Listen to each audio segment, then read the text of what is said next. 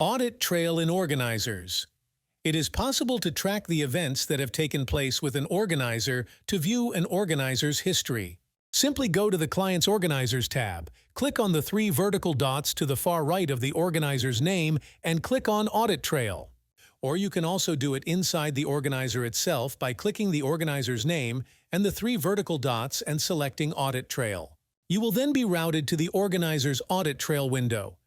It contains the account name, the name and email address of the user who has accessed the organizer, the type of events that have taken place, such as when the organizer is submitted, when it was sealed or unsealed.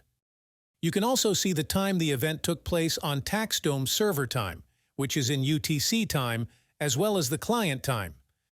Apart from that, you can also see the IP address of the user who made the changes and other detailed information.